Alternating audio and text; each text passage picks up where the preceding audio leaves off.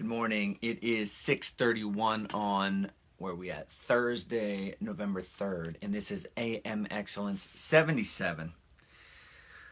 I'll give you guys a second to start tuning in here, and I'm going to do a little bit of technical work on the computer. But this is AM Excellence 77, and we are reading The Energy Bus by John Gordon.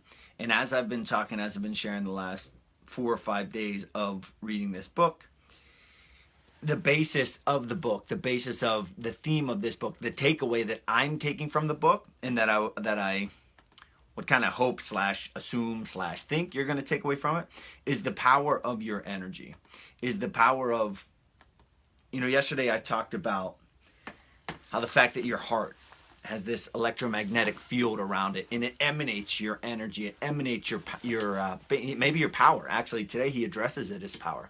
When it emanates your power to those people around you. So, that's the gist of the book if you're just tuning in for the first time. And yesterday we talked about this thing. The title of the video yesterday was called Become the CEO, Become the Chief Energy Officer. Become the person who emanates energy. Become the contagious person with whom people want to be. And I want to preface that, as with everything that I do, everything that I teach, everything that I am, everything that I represent, and everything that I want to pass on, is it's not, I've known too many people, and many of these people have an unhappy ending, where on the inside, in their heart, deep down, muy en el fondo, as they say in Spanish, they're not happy, and it's a facade. It's a facade of this happiness, this passion, etc. And it's easy to see. Yesterday we talked about how that energy and being authentic is easy to see. You can tell if someone's not truly happy on the inside, and just trying to fake it and emanate outwards. So what's the point of that? The point of that is this energy that I'm talking about is not just the rah energy, where on the inside you're not feeling good about yourself. It's developing the habits, developing the systems in your life that it works from the inside and goes outward. Developing the systems that make you feel good about yourself, which then emanates out towards the other people. The title of today's video is called Drive with Purpose. So it's about finding your purpose, whatever it is in life, whether it's being a UFC fighter, whether it's being a mechanic, whether it's being a parent, no matter what it is, it's about finding that purpose. I'll touch on that here in a minute or two, but I want to start with something a little bit different. Going back to CEOs, Chief Energy Officers, it says, Chief Energy Officers overcome challenges by charging forward with trust and optimism. And that's why George was determined to do so. So in this book, it's a little bit later in the chapter, but they talk about this thing of trust and fear. And it says how fear is natural, and fear is. It's not good, it's not bad, it just is. And I think back to my preparation, and fear drove me to levels of preparation that I never knew existed. Fear drove me to live a lifestyle. The fear of being inside the octagon on live national television in front of close to 1 million people, that fear, the fear of getting tired, the fear of not being able to hold my hands up in defense, the fear of not being able to catch my breath drove me to levels of preparation that I didn't know existed. Okay? So that's one side of it, fear. So fear could be this high. I'm like a scale guy. Fear could be this high. And it's a great motivator. It can be. Not for everyone, but for me it was.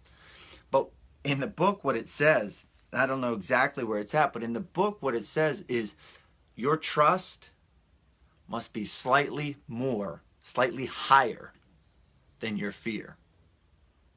Your trust must be slightly higher than your fear. So in whatever avenue you're walking today, maybe you have a presentation, maybe you're a student and you have to stand up and talk in front of people. Maybe you're going to work. You have an interview with your boss. Maybe it's your yearly assessment. There's fear in that. And that's okay. We're not trying to get rid of the fear. It's a natural thing.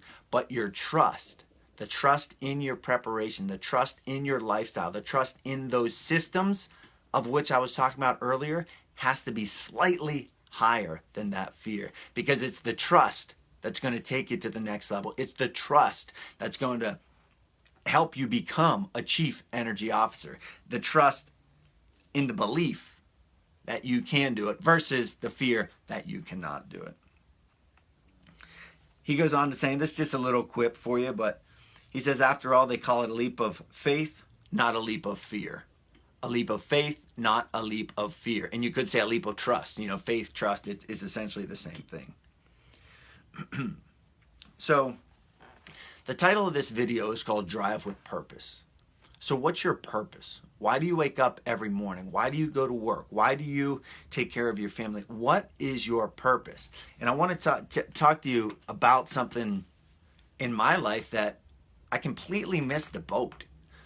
I used to be a teacher. I was a junior high Spanish teacher, junior and senior high Spanish teacher. I didn't understand my purpose back then.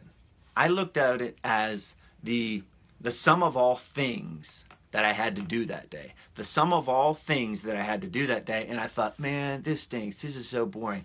I wasn't aware of the purpose. I wasn't aware of, hey, this is an opportunity to affect these kids for a lifetime. I totally missed the boat on that. So when you're looking at your day, your week, your month, whatever it is, and you're looking at it with mundane tasks, mundane actions, get them out of the way. Get rid of them. Start thinking about what's your purpose. What's the greater purpose? In this chapter, he talks about his company. It's a light bulb company. And he goes from them thinking about this idea of the mundane tasks of creating light bulbs, actually designing and creating light bulbs, to, no, that's not what we're doing. What we're doing is we're creating light. That when a young person wants to read, and they have to put a lamp on by their bed, we're able to do that. When an old person needs to get to the bathroom and they need to see where they're going, they can flip the switch. So they just did a kind of a mindset shift, a mindset switch to look at the purpose as the motivating factor rather than those little tasks. So if you find yourself at a point where you don't understand your purpose, or you don't understand why you're doing something, you're not motivated to do something, get rid of that and start focusing on the purpose. I work with a guy. I train a guy. I've been training him for a year, and we're down 81 pounds. He's down 81 stinking pounds since January 1st by doing it the right way. Not by taking shortcuts, not by looking for the easy ways, but by staying the course. And we have ups and downs, and I'm honest with him. And I'll say, look, you're underperforming now. You need to pick it up. You told me you wanted this, but your actions are showing me that you actually want that. So it's uncomfortable at times. But the underlying, his purpose is what drives him. His purpose is what has helped him stay the course when it would have been much easier to do a fad diet. It would have been much easier to take an easy way, sit in the sauna, put on a plastic suit, and, you know, kind of hop on that bandwagon versus staying the course. But his purpose, being there for his family, being there for his kids, is what drives him. It's a leap of trust, not a leap of fear. And the bus driver, so this book is The Energy Bus. So there is an actual bus driver. And she mentions the same thing. She says, I'm not a bus driver. I don't look at myself as a bus driver. Driving a bus is not fun. It's not something as a kid you'd say, hey, I want to drive a bus. That'll be fun, right? It might be neat for a minute. But she said, I don't look at that. I look at myself as a passer on of energy, as a person who can positively influence other people. So if you're sitting there and you're thinking, I don't have a purpose. I don't know my purpose. My purpose is nothing. I'm a simple this or that. Make your purpose, I'm giving you an answer to the test question if you don't have it. Make your purpose making someone else's day better. That's it. That's as simple as your purpose could be. Goes on to talk a little bit about vision and the importance of creating a vision. And so if you're in a situation, in one degree or another, we all have a team. It could be your spouse, it could be your family, it could be your actual sports team, it could be your team of employees, your team of colleagues, co-workers at work. But we all have a team. And he talks about the importance of creating a vision, a shared purpose for that team. And with my program, in the elements of excellence that I talk about, creating a vision is number one, because creating a vision paints a picture of where you're going. It gives you purpose. And this is for a team, in a team atmosphere. He mentions that the importance, the benefit of creating a vision within that team.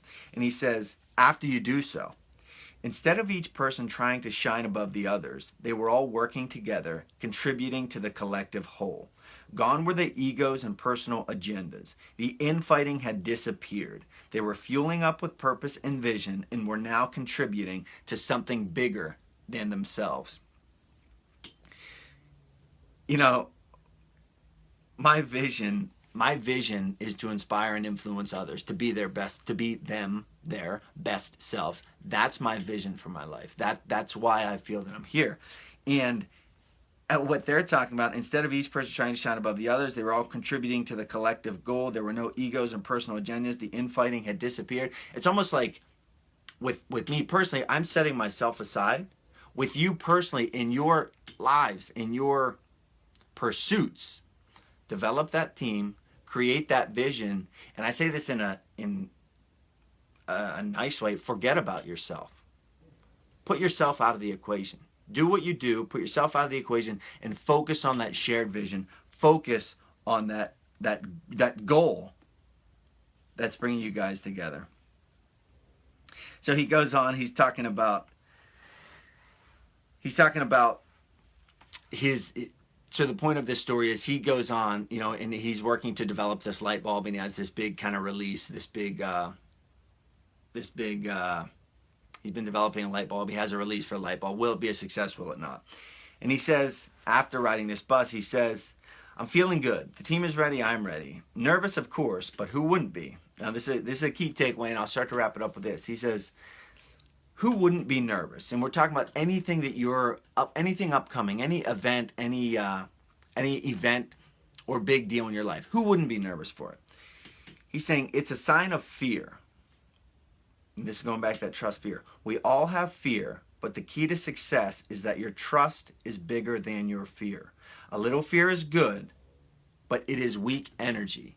A little fear is good, but it is weak energy. It runs out. Trust is the high octane fuel that will take your bus wherever it needs to go. Trust is the high octane fuel that will take your bus wherever it needs to go. How do you develop trust in yourself? So we're not just that rah-rah energy that is not based on anything. You develop that trust in yourself by the way you live your life every single day. With whom are you surrounding yourself? What are you reading? What are you listening to? What are you watching? Are you watching the news where Donald Trump and Hillary Clinton are acting like a bunch of first, second, third graders throwing mud at each other? I'm not doing that. Whatever, think whatever you want about that, but I'm not going to spend my time listening to grown people throw mud at each other. It's not my vibe. It's not the energy that I want to emanate. So I ask you to assess yourself. With whom are you spending your time? What are you doing? How are you growing? How are you getting better? How are you developing that inner drive, inner energy, inner purpose? Call it whatever you want. Trust. How are you doing that? Whew. And the last rule, actually I'll top it off with this. Rule number 10. This book is comprised of 10 rules. Rule number 10 is have fun and enjoy the ride. So at the end of the day, remember the fun that you seeked out as a kid is the fun that I want, that I think we all should strive for at the end of the day. There's a maxim in here that he talks about when your time is up. When your time is up, you want to have a smile on your face thinking that was fun and I lived life fully. If you listen to my podcast, The Fighter's Mindset, you'll hear in the intro basically me echo that same thing. So I hope you guys enjoyed AM Excellence 77. I will be back mañana, Friday at 6:30 in the AM. I encourage all comments and feedbacks. We're growing a community here little by little. I had someone email me the other day and say I'm on your bus. So I appreciate you being on the bus. Thank you for tuning in. Tag someone, share the videos. Offer feedback. I'll respond ASAP. Thank you guys. Carpe diem. Fight well.